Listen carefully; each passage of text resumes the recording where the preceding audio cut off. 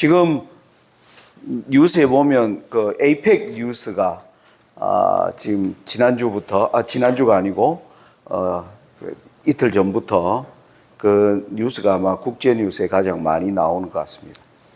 여러분 그 에이펙 뉴스를 볼 때 거기 보면 뭐 시진핑과 바이든이 만나고 뭐 윤석열 대통령이 누구 만나고 한국의 보도는 이제 아무래도 뭐 정상들 중심으로 이루어지지만은 특별한 어떤 눈길을 끄는 게 한 가지 있습니다. 에이펙에서 보면. 에이펙에 참석한 수많은 사람들이 누구와 제일 만나고 싶어 할까요? 예? 바이든요? 아닙니다. 뉴스가 앨런 머스크를 가장 만나고 싶어 합니다. 그래서 앨런 머스크가 만찬에 왔다가 나가버리니까 무슨 일이 있었느냐? 막 이렇게 하고요. 우리 윤 대통령도 그 애플의 팀 쿡을 만난 그 내용들.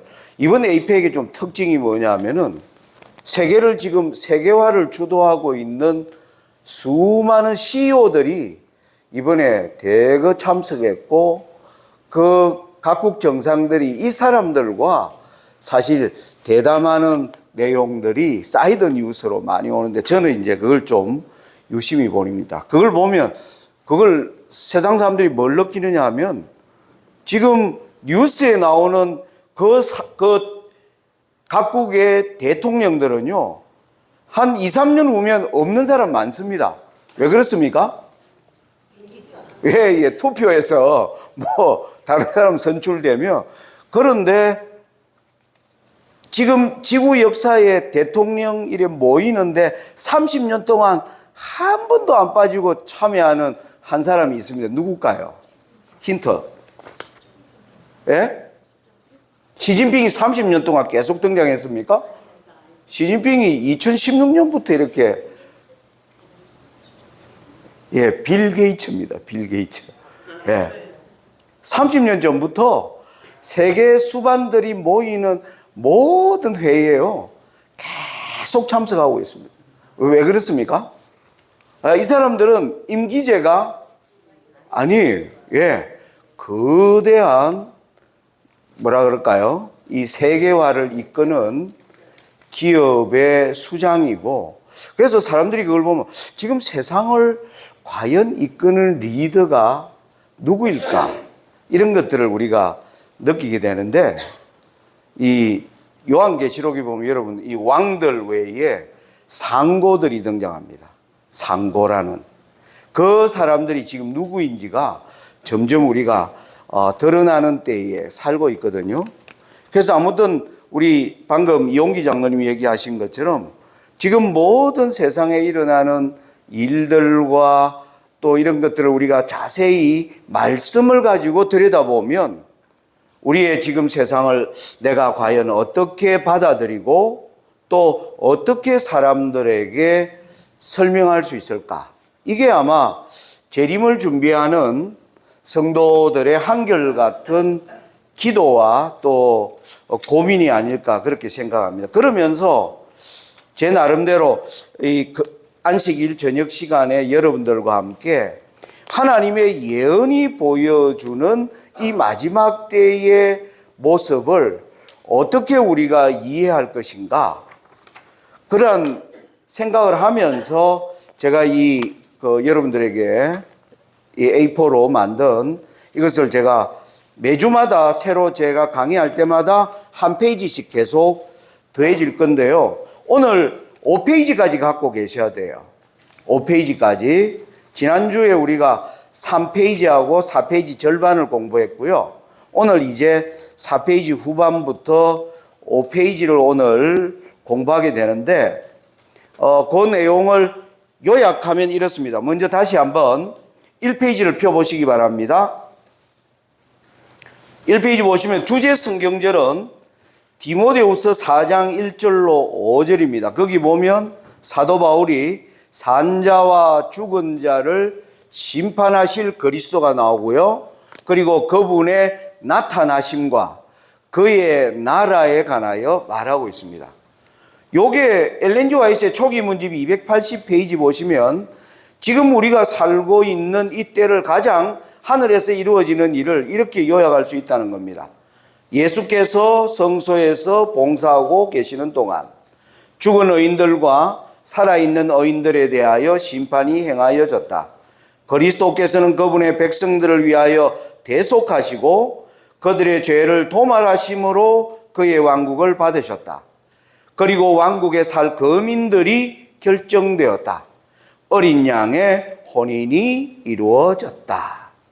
자, 이 내용을 토대로 우리가 그 밑에 계시록 19장을 보면 어린 양의 혼인이 이루어지는 장면이 계시록 19장 6절부터 8절에 나오는 겁니다. 제가 성경절 써놨죠. 다 같이 한번 읽어볼까요? 6절로 8절 시작. 할렐루야 주 우리 하나님 곧 전능하신 이가 통치하시도다. 우리가 즐거워하고 크게 기뻐하여 그에게 영광을 돌리세. 어린 양의 혼인 기약이 이르렀고 그 아내가 예비하였으니 그에게 허락하사 빛나고 깨끗한 세마포를 입게 하셨은즉 이 세마포는 성도들의 옳은 행실이로다 하더라. 여러분 계시록 19장에 우리가 6절부터 8절만 읽었지만 여러분 1절부터 10절까지를 자세히 한번 읽어보시기 바랍니다. 제가 이걸 읽다가요 최근에 발견한 게 있어요. 여러분 요한계시록에 할렐루야라고 하는 하나님을 찬양하는 할렐루야가 몇 번 나올까요? 혹시 이걸 관심을 가지고 공부하신 분이 있는지 모르겠습니다. 할렐루야가 몇 번 나올까요? 제가 계시록 19장에 보면 할렐루야가 4번 나옵니다. 1절과 2절에 하늘에서 할렐루야 하니까요. 3절 4절에 보면 24장로와 4생물이 아멘 할렐루야 하고 또 합창이 또 뭡니까? 이루어지고 난 후에 우리가 지금 읽은 6절로 8절에 할렐루야 전능하신 하나님이 통치하신다. 할렐루야가 4번 나와요. 그런데 또 몇 번 나올까요? 이용기 장로님 그렇게 한번 보신 적 있으세요? 예, 그래도 몇 번 나올까요? 한번. 글쎄. 우리 조 목사님 이거 갖고 한번 살펴보신 적 있으십니까?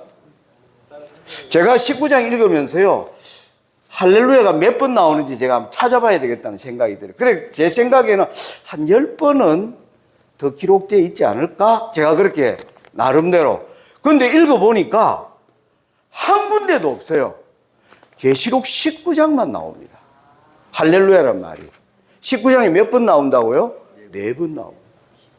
저는 적어도 4장과 5장에 나올 거라고 제가 그냥 추측을 했어요. 여러분 4장과 5장에 보면 하나님의 보좌가 보이고 그 주변에 24장로 4생물 이러면서 어린 양이 인봉된 두루마리를 떼니까 막 찬양이 폭발하고 그래서 저는 거기에 적어도 할렐루야가 몇 번 나올 거라고 생각하고 찾았는데 한 번도 안 나와요. 계시록 전체에 19장에만 4번 나옵니다. 아주 이게 뭐냐면 19장이 그만큼 뭐하다는 겁니까? 중요한 겁니다. 어린 양의 혼인 기약이 이르렀다. 여러분 이게 뭐냐면 선악의 대쟁투 6,000년이 뭐 하는 겁니까? 이제 그 6,000년을 하나님이 가져온 최종적 목적이 이루어지는 장면이 19장이에요. 그것을 성경은 어린 양의 혼인으로 이야기하고 있다. 자, 그러니까 19장 앞에 있는 계시록 17, 18장이 중요해지는 겁니다. 그래서 제가 이 유인물을 만든 거는 여러분들이 제대로 공부하도록 하기 위해서 제가 이런 이걸 만들어야 되겠다 생각해서 했으니까 여러분들이 메모도 하시면서 여러분의 것으로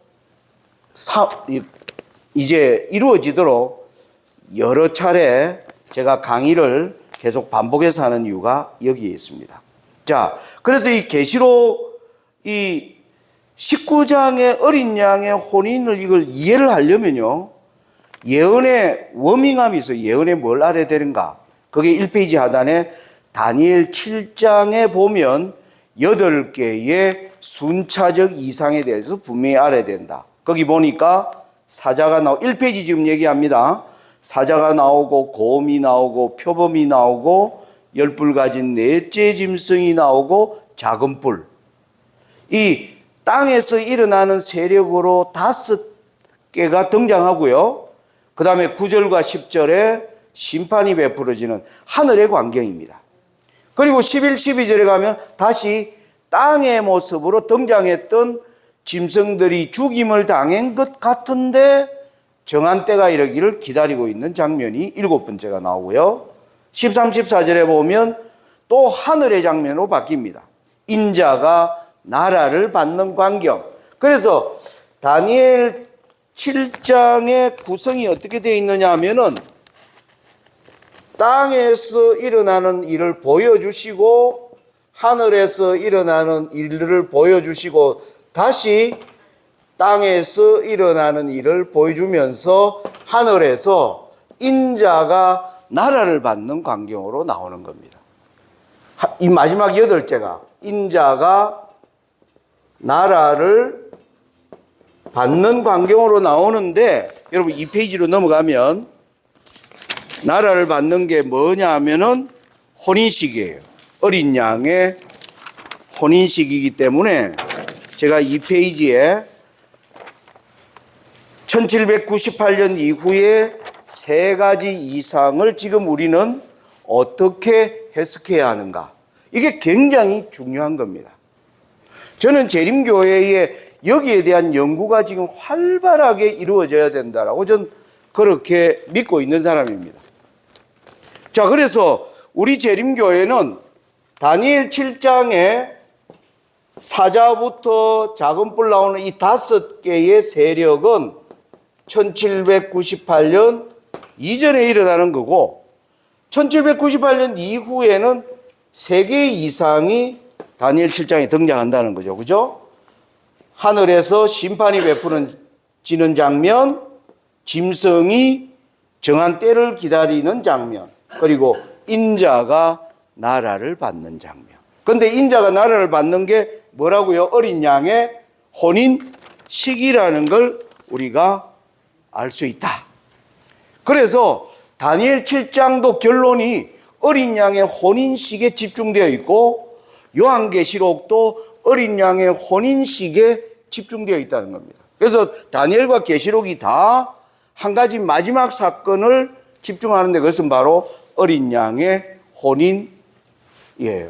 그러면 이 일이 어떻게 이루어지는가를 우리가 지금 잘 알아야 되고 이걸 위해서 우리가 계속 연구하고 설교해야 되는데 유튜브나 이렇게 들어가 보면 종말에 관한 예언 설교에 보면 이런 주제가 아니고요. 뭐 디지털로 무장한 세력들이 뭐 세계 단일 정부를 만들고 앞으로 디지털 화폐가 나아가 돈도 못 쓰게 하고 뭐 이런 예언들이 성경이 말하고 있는 마지막 모습이라고 그런 강의들이 이 유튜버에 이렇게 가장 많이 도는 걸 보면서 저 개인적으로는 저게 아니다. 우리가 지금 성경이 말하고 있는 것에 관하여 정확히 이해하고 그러한 것을 이제 분별해 내야 되는데 어떻게 해야 되나 이렇게 고민하다가 제가 여러분들과 함께 직접 유인물을 만들고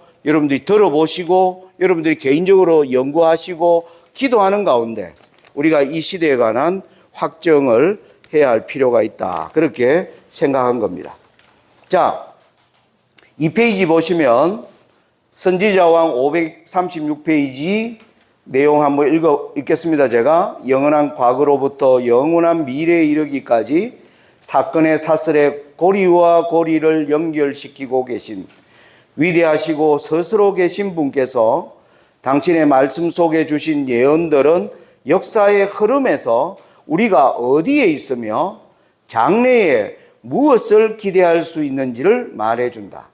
현재까지 일어나리라고 예언된 모든 사건들의 성취들을 역사의 페이지에서 찾아볼 수 있으므로 아직 오지 않은 모든 것도 그 순서대로 성취되리라는 것을 우리는 확신할 수 있다.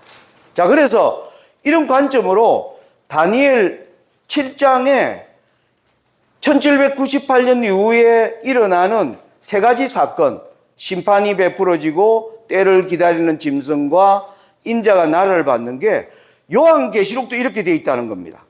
그게 바로 2페이지 중간에 요한계시록에도 계시록 14장 7절에 보니까 심판의 때가 이르렀다. 그리고 큰 성 견고한 성 바벨론이 일시간에 너 심판이 이르렀다. 어린 양의 혼인 기약이 이르렀다. 그래서 계시록에 이르렀다고 한 이 세 사건이 다니엘 7장에 나오는 세계와 분명히 연결성이 있음을 확인할 수 있다. 그러면 이건 다니엘도 계시록도 여기에 집중하고 있다. 자, 그게 이제 제가 마지막 때에 주어진 예언의 초점에서 우리가 기억해야 될 것이 주기도문에 나라가 임하옵시며 뜻이 하늘에서 이룬 것 같이 땅에서도 이루어지이다. 하늘 거룩한 곳에서 심판과 어린 양의 혼인 예식을 설명해 주기 위해서 땅에서 일어나는 일이 뭡니까? 바로 이 짐승의 등장이 하늘에서 이루어지는 일들을 뭐 하는 겁니까? 설명하는 것이라는 걸 우리가 알 수 있다는 겁니다. 자, 이와 같은 관점에서 보니까 계시록 17장 1절과 3절하고요. 계시록 21장 9절과 10절이 딱 대칭을 이루는 장면입니다. 거기 보면 일곱 대접을 가진 일곱 천사 중 하나가 요한에게 이리 오라. 그러면서 둘 다 여자를 보여줍니다. 17장에는 짐승을 타고 있는 엄녀, 21장에는 어린 양의 아내를 보여주는 장면. 그 모든 것을 다 성령이 요한을 데리고 가는 모습. 그리고 계시록 11장의 이 엄녀는 큰 성 바벨론이고 계시록 21장의 어린 양의 아내는 거룩한 성 예루살렘입니다. 그래서 이걸 보면 하늘에서 이루어지는 일을 하나님이 하늘에서 이루어지는 어린 양의 신부가 어떻게 준비되는가를 설명해 주기 위해서 땅에서 뭐 하는 겁니까? 짐승을 타고 있는 엄녀의 모습으로 하나님 보여준다는 겁니다. 그러니까 우리가 하늘에서 일어나는 우리가 직접 보지 못하잖아요. 그건 뭐로 가야 됩니까? 믿음으로 따라가야 돼요. 그런데 이것을 우리가 구체적으로 알려면 뭘 연구하면 됩니까? 땅에서 일어나는 일들을 우리가 연구하면 이것을 보다 구체적으로 우리가 따라갈 수 있는 믿음이 여기서 생겨난다는 것을 알 수가 있는 것입니다. 자, 연구의 목적이 뭔지 아시겠죠? 이제 3페이지로 갑니다. 자, 3페이지로 가면 이제 제가 그래서 계시록 17장 예언이 중요한 겁니다. 왜? 아까 어린 양의 신부가 준비될 때 땅에 보여준 모습은 계시록 17장에 짐승을 타고 있는 엄녀로 나타났기 때문입니다. 그래서 이걸 보여주고요. 계시록 18장에 보면 3페이지 맨 위입니다. 일 후에 다른 천사가 하늘에서 내려오는 것을 보니 큰 권세를 가졌는데 그의 영광으로 땅이 환하여지더라. 힘찬 음성으로 외쳐 이르되 무너졌도다 무너졌도다 큰 성 바벨론이여. 계시록 17장에 이 짐승과 여자를 보여준 이후에 하늘에서 내려오는 천사가 외치는 이 천사가 바로 넷째 천사입니다. 왜? 계시록 14장에 첫째, 둘째, 셋째 천사를 이어서 올라오는 천사이기 때문에. 그런데 이 천사들을 연구를 해보면요. 계시록 14장 6절, 7절의 첫째 천사는 유인물 보면 됩니다. 큰 음성으로 이르되 14장 8절의 둘째 천사는 그 뒤를 따라 말하되 14장 9절의 셋째는 큰 음성으로 이렇게 외쳤는데 18장의 넷째 천사는 힘찬 음성으로 외치는데 뭐 하는 겁니까? 땅이 환해지는 겁니다. 이게 뭐냐 하면은 계시록 14장의 세 천사의 기별과 계시록 18장의 넷째 천사의 기별을 우리가 다 함께 뭐 할 때? 이해하고 연구할 때 이 마지막 사업이 끝난다는 것을 초기 문집 277페이지에 이렇게 써놓은 겁니다. 초기 문집 277페이지 유인물 보시고요. 같이 한번 읽어보겠습니다. 시작. 그때 나는 다른 힘센 천사가 명령을 받고 셋째 천사와 연합하여 그의 기별에 능력과 힘을 주기 위하여 지상으로 내려오는 것을 보았다. 큰 능력과 영광이 그 천사에게 주어졌으니 그가 내려올 때 세상이 그의 영광으로 환하여졌다. 여러분, 이 내용을 보면 우리가 계시록 14장의 세 천사 기별도 굉장히 중요합니다. 이 기별의 이해 없이 계시록 18장의 넷째 천사를 우리가 이해할 수 없기 때문에. 그런데 이 기별의 이해 위에 계시록 18장이 전하는 천사의 기별의 내용을 우리가 뭐 해야 돼요? 연구해야 하는 것입니다. 그런데 안타깝게도 우리 재림교회가 아직 여기에 대하여 그렇게 주목하지 않는 것 같은, 물론 또 뭐 하나님께서 여러 곳에서 하나님이 그런 또 사람들을 양육하고 계신다는 것을 제가 믿습니다만은, 우리 아무튼 양주 우리 중앙교회 교우님들은 이 말씀에 우리가 입각하면 계시록 14장의 첫째, 둘째, 셋째 천사와 계시록 18장의 넷째 천사가 연합할 때 이루어진다. 마지막 사업이 다 이루어진다. 이때가 돼야 온 땅이 환하여진다. 그러므로 계시록 18장 넷째 천사가 전하는 큰 성 바벨론은 계시록 17장의 짐승을 타고 있는 엄녀를 설명하고 있기 때문에 계시록 17장 연구가 지금 우리에게 아주 중요하다라고 말씀드릴 수 있습니다. 자, 그러면서 3페이지 중반에요. 여기에 보면 큰 성 바벨론의 무너짐에 대한 기별이 계시록 14장 8절에도 나오고 18장에도 나오는데, 이 바벨론이 단어는 같지만은 상태가 다르다는 걸 지난주에 말씀드렸습니다. 그러면 이게 다르다는 것이 또 어떤 의미인가를 우리는 알아야 된다는 겁니다. 자, 거기에 대하여 글을 보니까 엘렌 G. 화이트 대쟁투 390페이지에 요한계시록 18장은 아직까지 바벨론 가운데 남아있는 하나님의 백성을 향하여 그 가운데서 나오라는 초청이 주어질 시기를 지적하고 있다. 그 기별은 세상에 전해질 최후의 기별이며 그것으로서 그 사업이 마쳐질 것이다. 어떤 기별요? 요한계시록 18장에 선포되는 이 기별. 이 기별로 말미암아 맞춰진다는 겁니다. 그러므로 우리가 이 연구가 중요하다는 것입니다. 자, 그 밑에 이제 보면, 그러면 두 번의 반복된 기별의 차이점을 연구하기 위한 계시록 17장을 보면 3절에요. 여자가 붉은빛 짐승을 타고 있는데요. 5절에 보니까 이 여자의 이름에 비밀이라 큰 바벨론이라는 말이 있고, 18절에 보면 너가 본 여자는 땅의 왕들을 다스리는 큰 성이라니까 계시록 18장에 말하는 큰 성 바벨론은 17장에 짐승을 타고 있는 여자를 설명하는 것입니다. 그죠? 자, 그래서 계시록 17장 7절에 보니까 이 천사가 요한에게 이렇게 말하는, 왜 놀랍게 여기느냐? 내가 여자와 그가 탄 7머리와 10뿔 가진 짐승의 비밀을 너게 이르리라. 그래서 계시록 10장의 목적은 짐승과 타고 있는 엄녀에 관한 비밀을 우리가 뭐예요? 깨닫게 하는 것이 목적인 걸 알 수가 있는 겁니다. 이제 4페이지로 갑니다. 자, 그러면서 지난번 이제 성경이 말하는 비밀이라고 하는 단어는 미스테리, 헬라어로 미스테리온.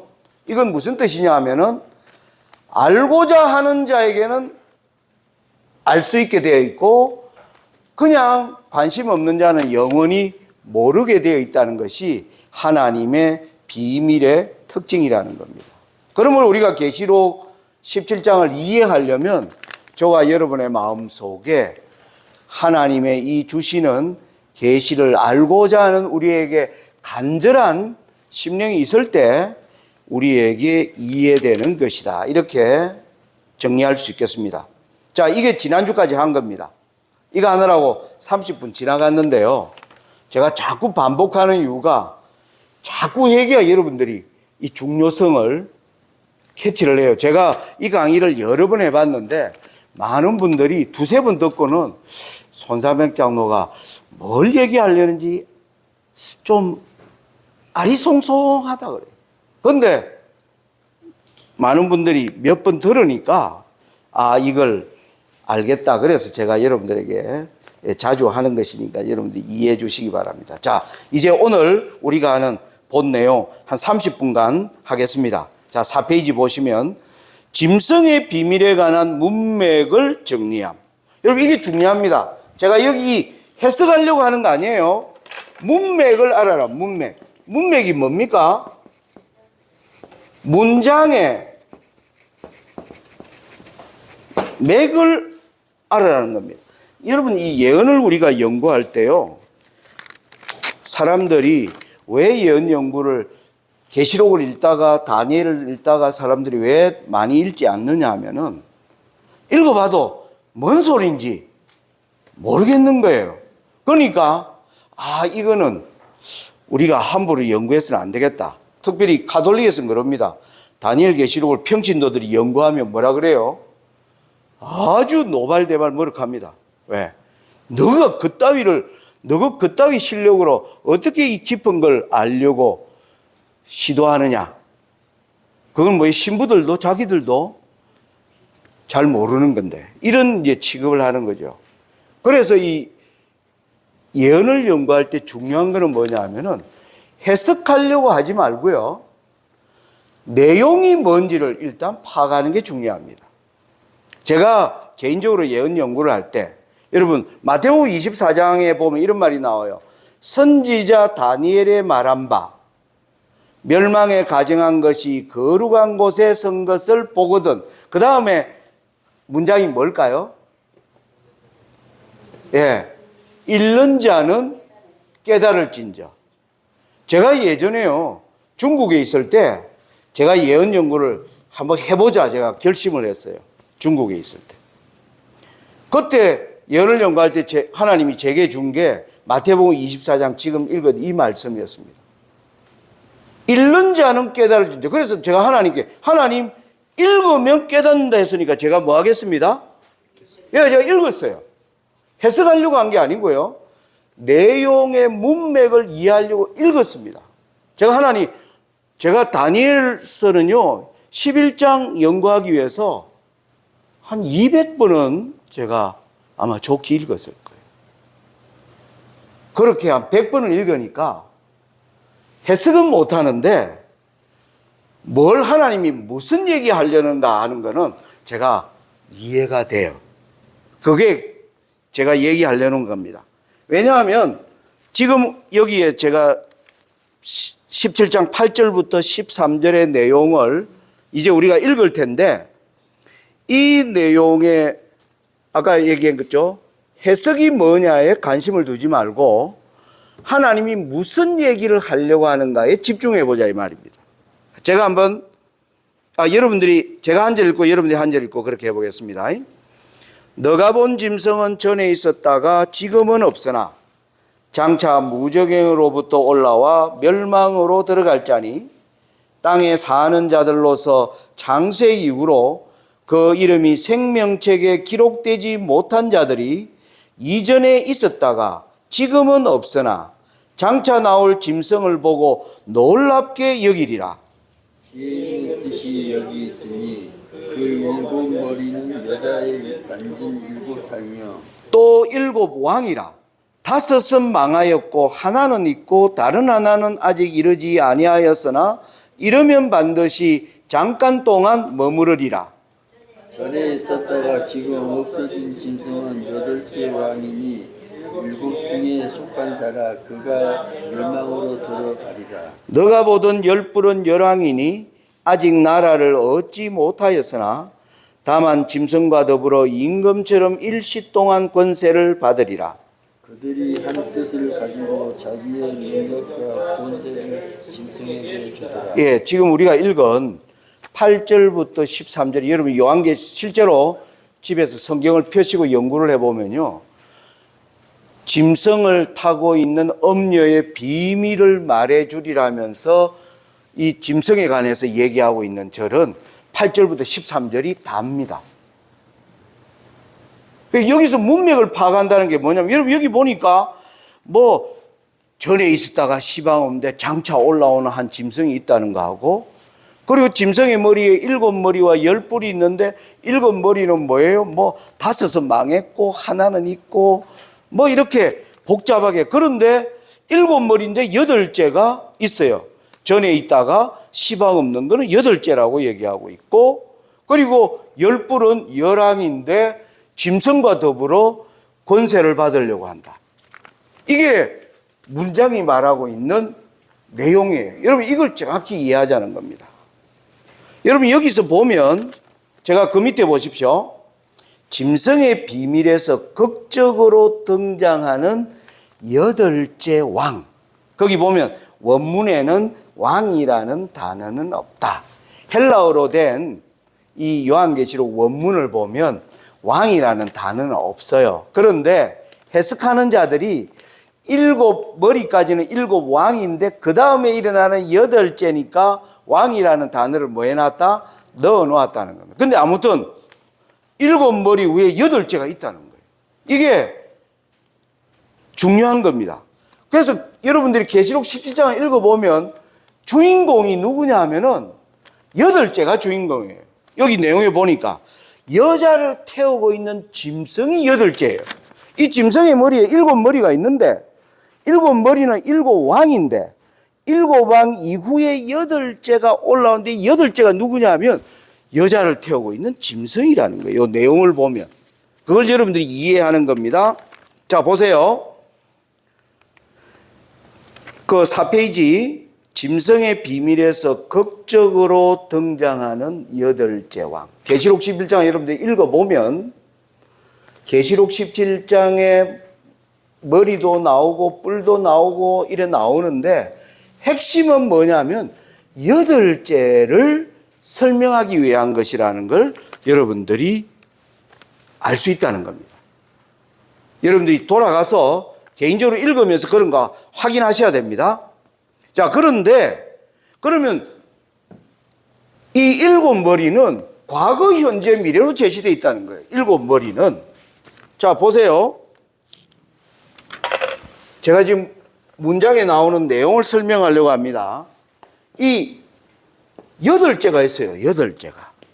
이놈이 보니까 여자를 태우고 있는 짐승이에요, 이게. 이 문장에 보면. 자, 그런데 8째가 올라오는 걸 나타내기 위해서 7개가 그래서 등장을 하는 거예요. 7이 등장하고 그 위에 올라오는 게 8째잖아요. 그런데 이 7을 등장하는데 보니까 5은 망했고, 이건 과거예요. 그죠? 5은 망했고, 그 다음에 하나는 있고는 뭐예요? 현재죠, 현재. 그리고 7째는 아직 이르지 않았다. 뭡니까? 미래예요. 과거, 현재, 미래 방식으로 7머리를 설명해 주고 있는 거예요. 그러면 8째는 과거, 현재, 미래 중에 어디에 속합니까? 미래. 예, 당연히 미래입니다. 그걸 여러분들이 알면 된다는 거예요. 이게 문장에서 파악한다. 하나님이 무슨 얘기를 하시려고 하실까? 이걸 우리가 제대로 알고 뭐 하려고 해야 됩니까? 이제 이해하려고 하는 것이 필요하다는 것입니다. 자, 보세요. 그래서 7머리는 8째가 등장하는 때를 알리기 위해서 뭐 하는 겁니까? 순차적으로 차례대로 하나님이 보여준 거예요. 무슨 말인지 아시겠습니까? 제가 자주 제가 3월 말에 3월 마지막 안식일에 제가 여기 이 양주 중앙교회를 왔는데 제가 올 때 집에서 목적지가 어디입니까? 예, 양주 중앙교회가 목적지예요. 근데 청담로 몇 번지인데 이 뭡니까? 뭐 길에서 그냥 다 왔습니다. 해버리니까 헷갈려 버린 거예요. 그러니까 목적지에 가까웠을 때 가장 중요한 정보를 뭐 해야 돼요? 정확히 알아야 되는 거죠. 그러니까 이 7머리의 목적지는 사실은 7머리가 아니고 뭐예요? 8째가 목적지예요. 8째가. 그런데 7머리를 보여주는 거는 여기까지 제대로 왔는가를 뭐예요? 예, 알도록 하기 위해서 그런 겁니다. 제가 그때 여기서 길을 잃었어요. 길을 잃었는데 분명한 거는 뭐냐 하면은 양주는 분명히 통과했고 분명히 제가 양주에 들어온 걸 확인했어요. 그러니까 이게 뭔가. 그래서 우리 이용기 장로님한테 내가 바로 왔는지를 전화를 해보니까 그 앞에 쿠팡이 보이십니까? 보입니다. 그 사이 길로 한 100m 들어가면 왼편에 있습니다. 그래서 제가 쿠팡이라는 곳이 목적지를 찾기 위한 저한테는 뭐예요? 아주 중요한? 예. 그 쿠팡이 안 보이면 저는 진짜 헤매는 거예요. 그죠? 거기를 찾아야 뭐 하는 겁니까? 제가 여기로 들어올 수가 있는 거예요. 그러니까 하나님이 7머리를 설명하는 것은 8째가 언제 일어나는가를 뭐 하기 위해서? 알도록 하기 위해서 너희들이 이미 5 정거장에서 5개는 이미 뭐 했다? 지내왔다라는 거예요. 그러면서 너는 지금 6번째 정거장을 지나고 있는데 7째가 나타나면 뭐냐? 목적지가 거의 가까웠다는 걸 알게 하는 거예요. 목적지가 거의 여러분 긴 여행을 가는데 목적지가 드디어 뭐예요? 제가 옛날에 중국 있을 때요. 제가 95년도에 중국을 갔습니다. 그 당시 중국은요, 형편없었습니다. 지금 뭐 중국이 여러 이제 뭐 문화적 이런 발달된 걸 보여주는데 제가 갔을 때 95년도는요, 베이징에서 기차를 타면요, 역을 그 표 파는 여직원이요, 표를 팔면서 그 기차역이 어디쯤 있는가를 몰라요. 여러분 이해되십니까? 표를 사면서 이거 얼마나 가면 돼요? 물으면요, 좋다 그래.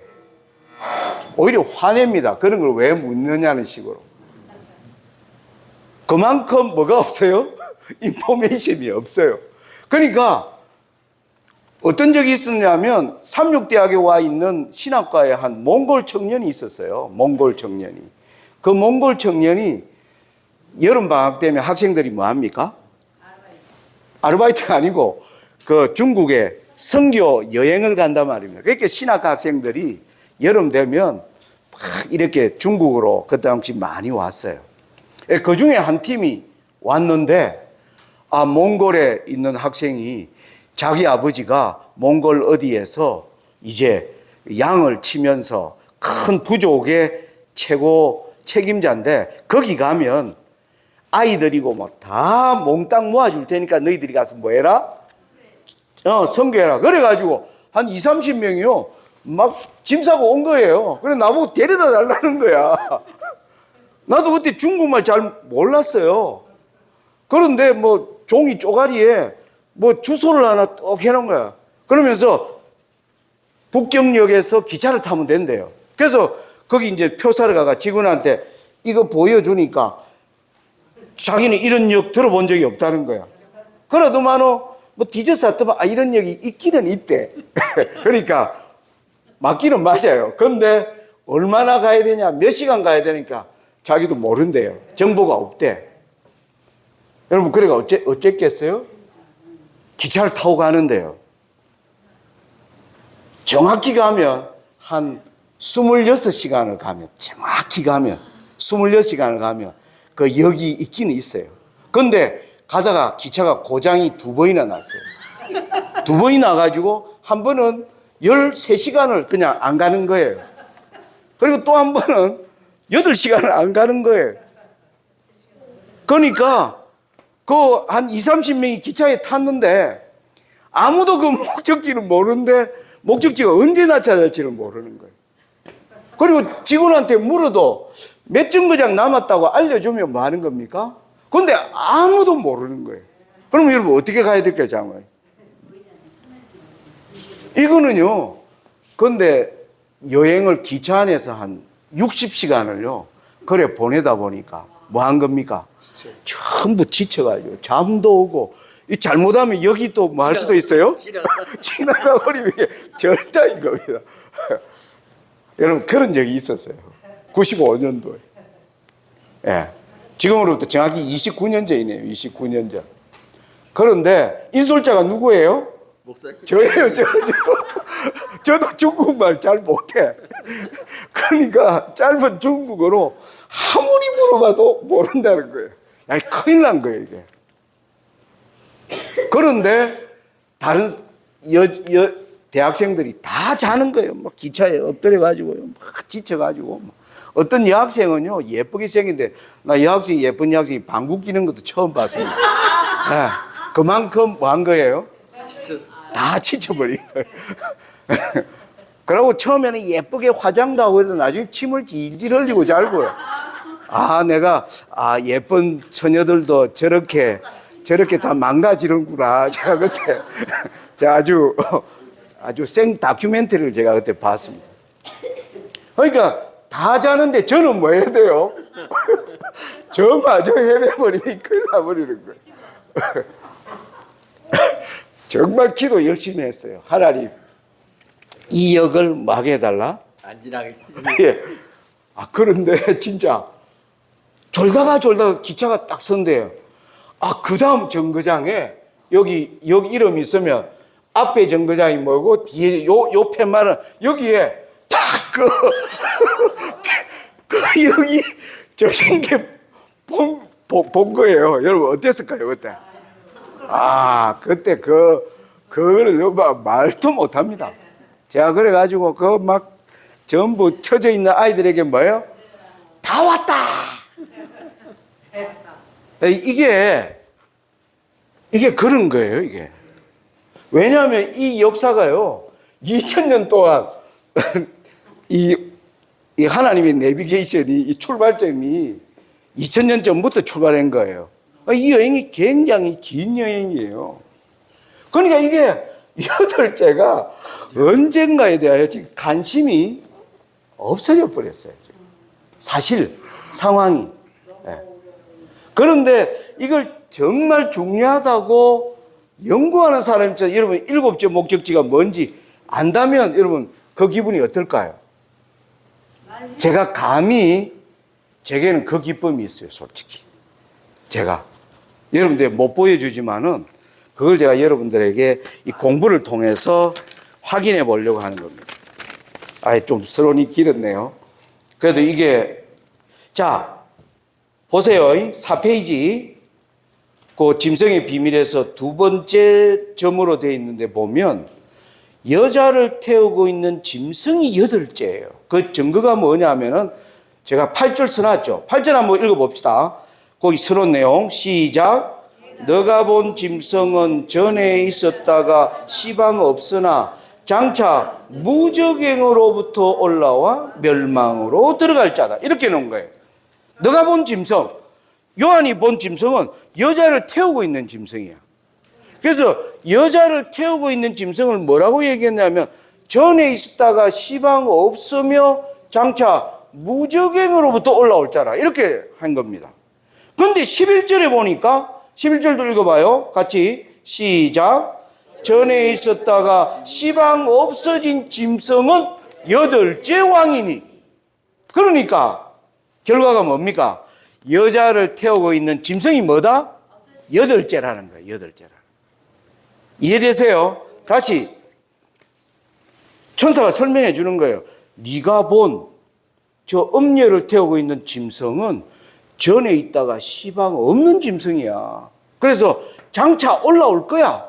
이렇게 얘기했는데 전에 있었다가 시방 없어진 짐승이 몇째라는 거예요? 8째라고 하는 거예요. 그러니까 8절과 11절을 우리가 연결해서 보면 여자를 태우고 있는 짐승은 전에 있다가 시방 없는 짐승인데 그 짐승이 뭐다? 여덟째 왕이라고 되어 있는 거예요. 이해되세요?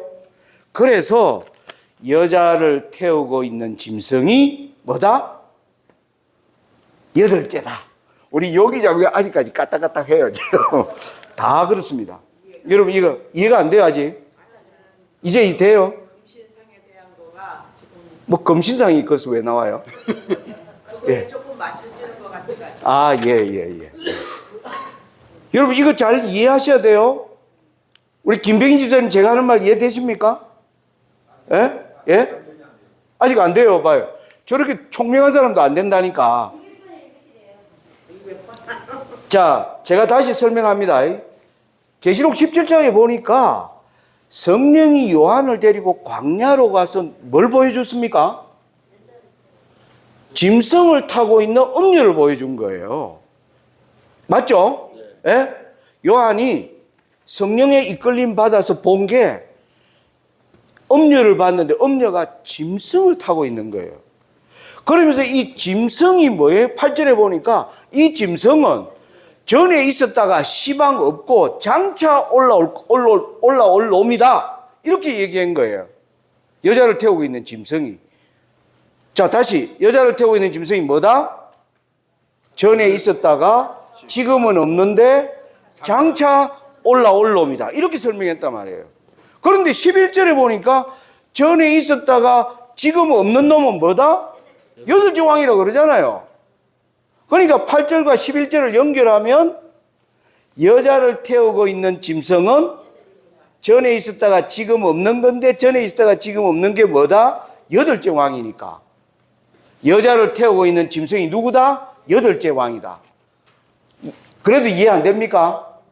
그래도 이해 안 되는 사람은 IQ 검사를 조금 해야 돼요. 예. 아시겠죠? 이게 아주 우리 감독님 어머님 좀 이해되십니까? 공부 더 해야 되겠어. 예. 진짜 여기에 여러분들이 질문하세요. 여덟째 임자는 나라를 받은 임자라고 했고 여기서는 지금 여덟째가 짐승이라는 말씀인 거잖아요. 다시 뭐라고요? 여덟째 바벨론부터 해가지고서는 아니 이거 해석은 하지 말고 지금 해석은 하지 말고. 제가 이해할 때는 여덟째 임자는 나라를 받은 여덟째 인자는 예수님이라 그러죠. 예수님을 말씀하시는 거 아니에요? 아니죠. 짐승을 얘기하는 거죠. 예. 여덟째는 예수님하고 상관없고 여기 여덟 번째 지금 팔자가 헷갈리는 거. 그러니까 일단은 지금 뭐 예수다 이런 거 생각하지 말고 문장이 가르치는 대로만 이해하자. 문장에는 이 짐승에는 7머리와 10뿔이 있다는 거예요. 이 짐승에는. 그죠? 자, 여러분 잘 이해하세요. 이 짐승에는 7머리와 10뿔이 있는데 7머리를 설명하고는 8째가 나왔잖아요. 그죠? 그러니까 7머리와 8째는 순서로 올라온다는 거 우리가 알잖아요. 그러니까 5은 망했고 6째가 현재고 7째가 미래라면 8째도 당연히 미래죠. 장차 올라옴이잖아요. 장차. 그렇죠. 왜냐하면 7째 다음에 올라오니까. 7째가 아직 안 왔다라고 얘기하잖아요. 제가 얘기하죠. 5은 망했고 과거, 6째는 있고 현재고 7째는 아직 안 왔다 미래잖아요. 그럼 8째도 아직 안 왔잖아요. 그러니까 이게 장차 등장하는 거죠. 맞죠? 그죠? 자, 그 관계를 알자는 거예요. 그런데 보니까 여자를 태우고 있는 짐승을 설명하는 8절에 보니까 네가 본 짐승은 여자를 태우고 있는 짐승이야. 이 짐승은 전에 있었다가 지금은 없는데 장차 올놈이라는 거예요. 그 짐승이. 아시겠습니까? 자, 그런데 11절에 보니까 전에 있었다가 지금 없는 놈은 뭐다? 8째라요. 8째가 장차 올놈이잖아요. 7째 다음에 올라오니까. 아시겠어요? 그러면은 예, 질문 얼마든지 하세요. 전에 있었다가 예, 장차가 올 사람 올 사람이라고 아니, 말을 하면 안 되고. 예. 전에 있었다가 이 자체를 이해만 이 문맥으로 그렇죠. 문맥으로만 이해하라는 거예요. 과거에 누가 있었다 뭐 예. 그런 생각하지 말라는 거예요. 문장이 말하는 것만 정확히 알자. 예. 또 질문하세요. 네. 아, 그건 나중에 얘기하고. 그건 나중에, 지금 그 얘기하지 마. 헷갈려, 오히려 사람들이. 지금은 문장에서 나타난 내용만 이해하자는 거예요. 내가 얘기하는 거는. 그걸 자꾸 다른 얘기를 하면 사람들이 더, 이것도 지금 해결이 안 되는데, 예? 더 사람들이 다른 곳에 시선을 가게 한다는 겁니다. 바로 오늘 이거 지금 이해하는 게 굉장히 중요합니다. 문맥상으로는 이해가 돼요. 예, 문맥상으로.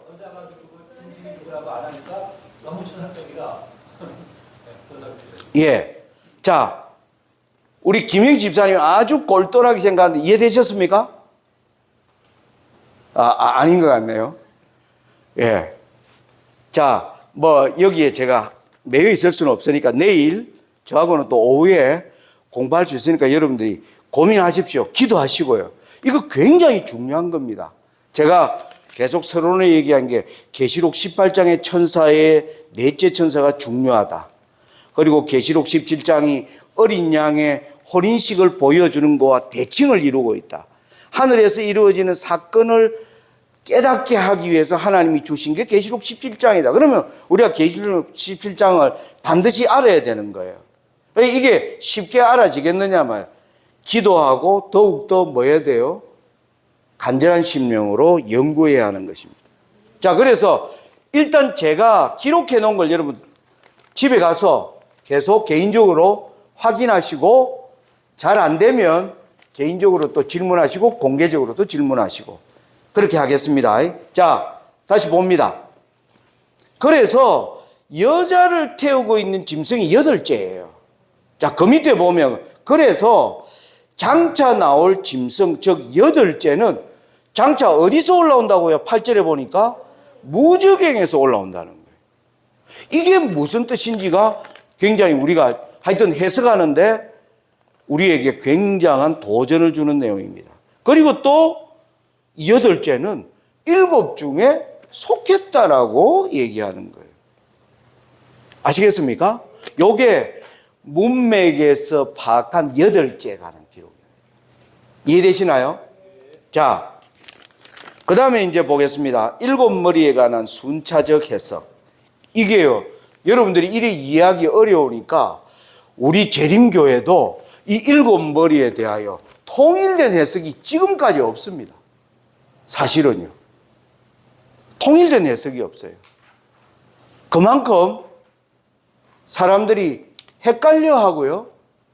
헷갈려 해도 지도자들은 뭐 하는 겁니까? 딱 연구를 해서 뭔가 자리를 잡아야 되는데 지금도 좀 아무튼 우리 교회가 처한 현실이 이겁니다. 지금 통일된 해석이 없어요. 그렇기 때문에 손상백 장로가 해석하는 것도 여러분들이 우리 교단적 해석이라고 받아들이면 안 돼요. 저거는 손상백 지가 해석하는 거다. 여러분 그렇게 생각하시고 공부하셔야 돼요. 제가 미혹하는 자면 여러분도 많은 겁니까? 예, 그냥 같이 엉뚱한 길로 가는 겁니다. 예, 이 굉장히 중요합니다. 자, 그 다음 내용 보세요. 맨 밑에 걸. 이걸 푸는데요. 가장 중요한 게 뭐냐 하면은, 있고라고 하는 6째. 현재를 어떻게 보느냐가 이 해석이 중요해지는 거예요. 해석의 관건은 뭐다? 6째를 어디로 보느냐. 아까 우리 한 분이 이런 말을 했어요. 요한계시록이 언제 기록됐습니까? 요한계시록이 지금으로부터 2000년 전. 누가 다스리고 있을 때 이 세상을? 로마가 다스리고 있을 때. 그래서 하나는 있고라는 지금은 있고라는 이 지금을 어떤 사람들은 계시록이 기록된 당시에 지금으로 보는 견해가 있어요. 자, 그게 오늘 5페이지입니다. 5페이지로 가보겠습니다. 오늘 조금 더 할게요. 자, 여기 보면 하나는 있고로 설명된 여섯째에 관한 견해들입니다. 첫 번째, 지금 가장 많은 사람들이 지금 주목하는 내용이 요한이 계시록을 기록한 때가 로마 아니냐. 그러므로 지금은 있고라는 이 여섯 번째는 로마라고 해석해야 된다. 그 밑에 제가 1, 2, 3, 4, 5 과거예요. 갈로 쳐놓고 로마는 여섯 번째예요. 그래서 여섯 번째에 로마를 집어넣는다는 겁니다. 그리고 로마 다음에 그러면 일곱 번째와 여덟 번째가 올라온다라고 많은 사람들이 그렇게 봐요. 여러분, 여기 최근에 우리 시조사에서 나온 우리 김종근 목사님이 쓴 다니엘 계시록 직문 직접에도 여기 용기 장로님 확인해 보시면 쭉 보세요. 여기 보면 여섯째를 여기 어디 갔나? 하나는 있고를 어디 로마라 해놨죠, 그죠? 예. 여기 최근에 나온 우리 시조 책에도 여섯째를 로마라고 해석을 해놨습니다. 로마가 죽게 된 때를 아니요, 다섯은 망했고 지금은 있고가 여섯 번째잖아요. 여섯 번째가 지금은 있고잖아요. 그러니까 여섯 번째가 이 지금을 요한계시록이 이걸 기록할 때가 언제니까? 2000년 전. 예, 2000년 전 로마니까 여섯째를 뭐로 봐야 된다? 로마로 봐야 된다. 이렇게 생각하는 사람이 우리 재림교회 지금 압도적으로 많은, 아까 통일된 해석은 없는데 우리 정영규 목사님이 우리 서중환 앞에 선교 부장님이자 우리 교회 입장을 가장 잘 아실 거예요. 그리고 여러분들이 밑에 가면 우리 교회 대총회 주석책에도 여러분들이 직접 개인적으로 확인해 보시면 통일된 건 없는데 우리 재림교회에 지금 압도적으로 어느 게 옳다고 믿냐면 지금 여섯 번째는 로마라고 보는 견해가 지금 지배적입니다. 그러니까 로마로 보는 이유는 뭐다? 현재를 어디로 본다? 로마로 본다는 거예요. 그래 보니까 이제 저를 보지 말고 이 유인물을 보세요. 5페이지 보면 1, 2, 3, 4, 5는 로마 이전에 다섯은 망했고 그래서 1, 2, 3, 4, 5 여섯 번째를 제가 뭐로 적어놨어요? 로마로 해놓은 거예요. 로마 이후에 일곱 번째와 여덟 번째가 올라온다라고 해석하는 걸 유력한 해석이라고 보는 것입니다. 자, 그런 견해로 보면, 자, 두 번째 여러분, 제가 화살표 해놓은 대로 보세요. 로마로 보면, 로마 앞에 망한 게 다섯 나라가 있는 거예요. 그렇죠, 그죠? 그러니까 망한 거 로마 앞에 우리가 예언과 역사를 연구해보면 로마 앞에는 어느 나라가 있었습니까? 헬라가 있었던 거예요. 헬라 앞에는 페르시아가 있었고, 페르시아 앞에는 바벨론이 있었고, 저 보지 말고 이걸 보세요, 이걸. 이봉희 집사님, 이걸 보세요. 저를 보지 마시고. 제가 좀 잘났어도 이럴 때는 저를 보면 안 됩니다. 자, 자, 그렇게 하면, 바벨론, 페르시아, 헬라, 로마는 우리가 다니엘서에나 잘 이해가 돼. 그러면 1, 2를 어떻게 해석해야 되는가라는 문제에 봉착하는 겁니다. 또 하나, 여섯째를 로마로 본다면 일곱 번째는 당연히 뭐가 등장했습니까? 교환권이 나타난 거예요. 그래서 1, 2 해석은 일단 차치하고요. 로마 이전에는 바벨론, 페르시아, 헬라가 올라왔어요. 그러니까 그 순서로 보면 3번, 4번, 5번에 해당하는 거예요. 그리고 6번이 로마니까 7번은 로마 다음에 올라오는 교환권. 어떤 교환권이요? 지금 교환권이 아니고 예전에 중세시대, 지금으로부터, 그죠? 중세시대 1260년을 다스리던 아주 천년전 교환권이 일곱 번째가 되는 거예요. 그리고 그 이후에 여덟째가 올라오는 거예요. 해석을 그렇게 해야 되는 거예요. 자, 이렇게 우리가 해석하다 보니까 그 밑에 화살표 아, 그러면 애굽 아수르라고 해석을 해 놓은 거예요. 이게 이제 문제가 되는 겁니다. 제가 우리 교회 이렇게 해석하는 이제 예언을 해석하는 목사님들과 제가 만나서 던지는 질문이 그거예요. 애굽 아수르가 여기 왜 들어가느냐? 여러분, 여기 문제가 있는 게 뭐냐면은, 자, 잘 보세요. 저를 보지 말고 유인물을 보시기 바랍니다. 우리는 다니엘 7장의 예언을 통해서 바벨론, 페르시아, 헬라, 로마 교황권이 하나님이 예언하신 순서대로 역사에 그대로 등장한 걸 우리는 뭐예요? 알고 있어요. 그죠? 그러면 바벨론이 등장하고 바벨론이 없어지고요, 페르시아가 올라왔어요. 페르시아가 없어지고 로마가 올라왔어요. 자, 그러면 애굽 아수르로 집어넣다 보면 애굽이 없어지고 아수르가 올라왔습니까? 아니에요. 아수르는 애굽을 맞이 않았어요. 멸망시키지 않았습니다. 여러분, 바벨론은 어느 나라가 멸망시켰어요? 페르시아가 멸망시켰어요. 페르시아는 어느 나라가 멸망시켰습니까? 헬라가 멸망시켰어요. 헬라는 누가 멸망시킵니까? 로마가 그러니까 뒤에 나오는 나라가 앞나라를 멸망하면서 올라왔는데 1번, 2번을 애굽 아수르로 해석하면 애굽을 아수르가 뭐 했다? 멸망시켰다라고 해야 말이 맞아지잖아요. 그런데 아수르가 애굽을 멸망시킨 적이 없어요. 이게 이제 문제가 되는 거예요. 제가 이제 교단에 던지는 질문이 여기 대하여 해석해봐라. 난감하죠. 그리고 또 하나, 제가 이제 사각해놓은 게 교황권입니다.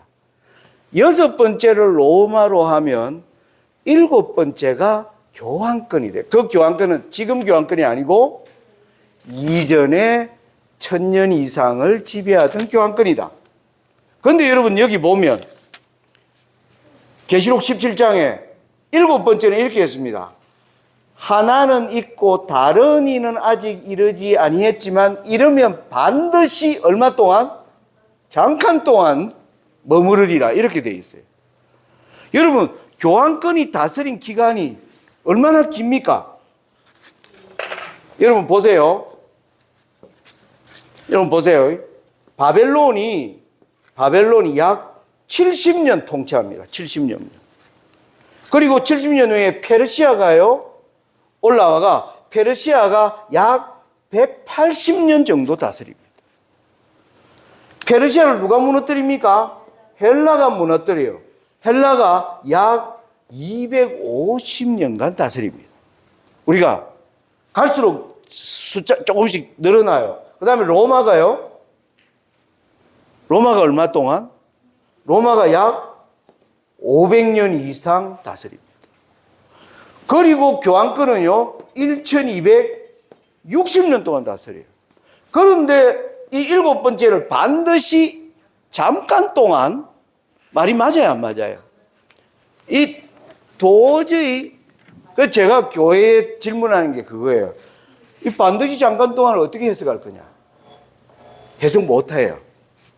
그러니까 지금 우리 교회가 무슨 문제에 부닥쳐 있느냐 하면은 이렇게 해석해 놓고는 공개적으로는 이야기를 잘 안 해요. 왜냐하면 공개적으로 이야기하면 저처럼 이렇게 질문이 있습니다 했을 때 뭐 해야 돼요? 공개적으로 답을 못하는 상태에 지금 빠져 있습니다. 그래서 저는 이 해석은 문제 있다라는 거예요. 그렇게 보면 이제 아니다. 자, 그러면 제가 이제 그 밑에 보세요. 여기까지 하고 오늘 마치겠습니다. 자, 그 밑에 보면 전에 있었다가 시방은 없는 짐승의 설명이 말하는 시간. 이게 무슨 뜻입니까? 잘 들으세요. 여자를 얘기하면서 전에는 있다가 시방은 없는,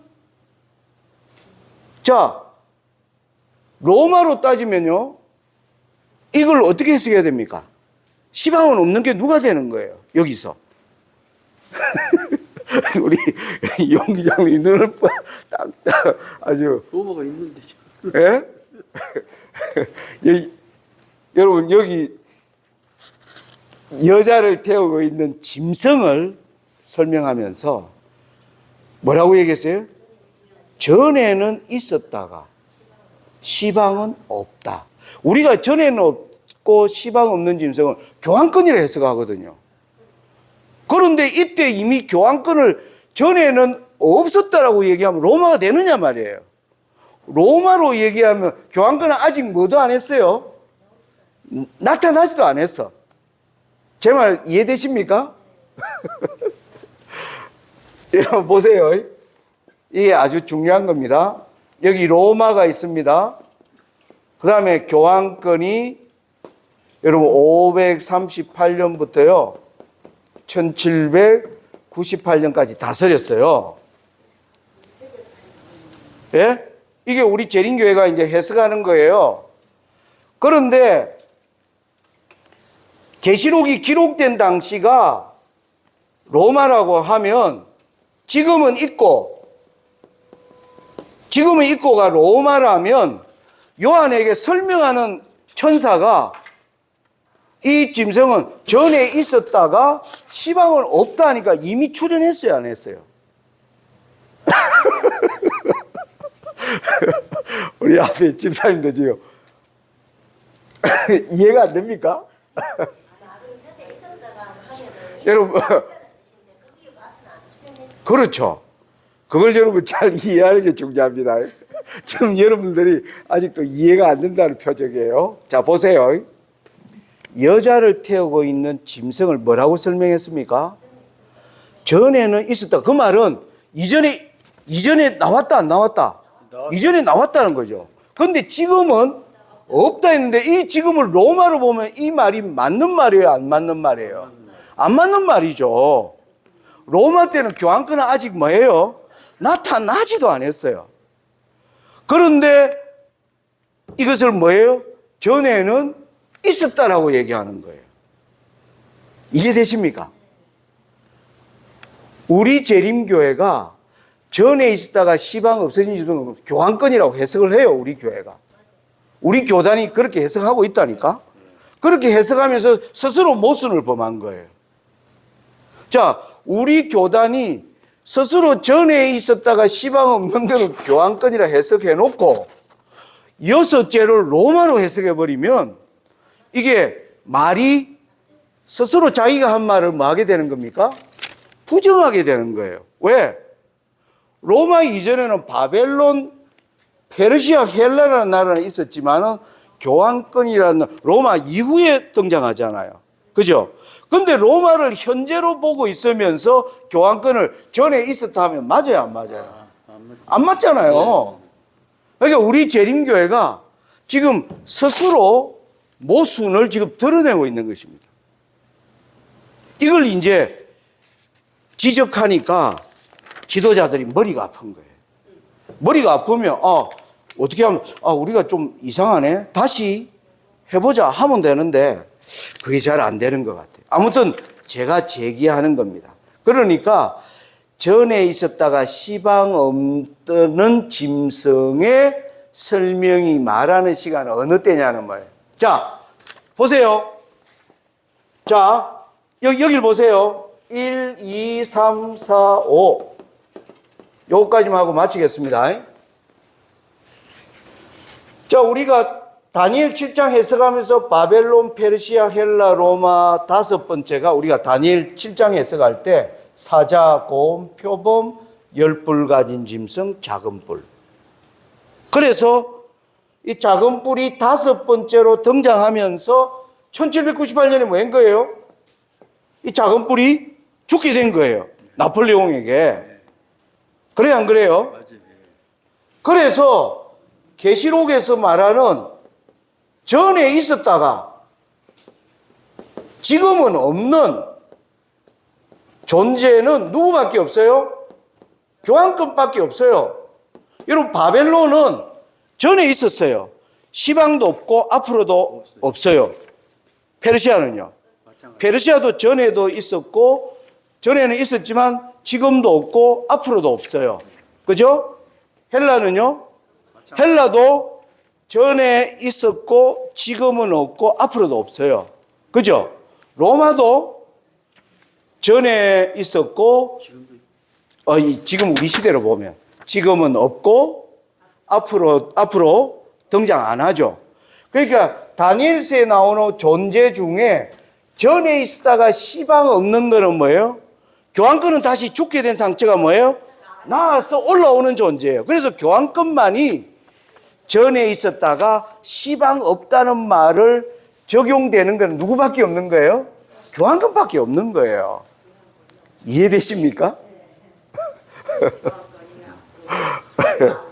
여러분, 그래서 이 계시록 10장 연구가 여러분 이게 상당히 뭡니까? 이 브레인 스토밍이 필요해요. 그러니까 여러분 대단한 겁니다. 왜냐하면 나이 70이 넘어가 이걸 고민한다는 거 자체가. 예. 20대 아이들도 하면요. 아, 장로님 머리 아파요. 이라고. 예, 그렇게 하는데. 그런데 여러분 이게 중요한 겁니다. 우리 김병희 집사님 이해되십니까? 예? 예, 제가 얘기하는 게 우리 안정희 집사님 이해되세요? 예. 예. 자, 오늘 여기까지 할게요. 뭐 지금 시간이 제가 15분이 더 지나. 다음번에 이제 요게 여러분들 이해가 돼야 요 이제 본격적인 그러면 여섯째, 일곱째, 여덟째가 뭐냐라는 거를 이제 우리가 한번 해석해 볼 수 있는 이제 자격이 생기는 것입니다.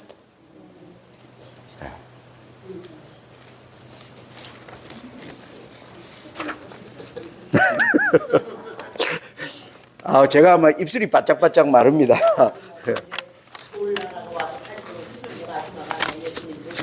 예. 그래. 그러니까 여러분 이게 뭐냐면은 이 관계를 여러분들이 잘 알면요. 여덟째가 뭐라는 게 이해가 되고 여섯째, 일곱째 순서를 하나님이 서신 이유가 뭔가 알게 되면요. 지금 우리 시대가 보여요. 지금 우리 시대가 보인다니까? 제가 그걸 여러분들에게 보여드리려고 지금 이게 하고 있는 거예요.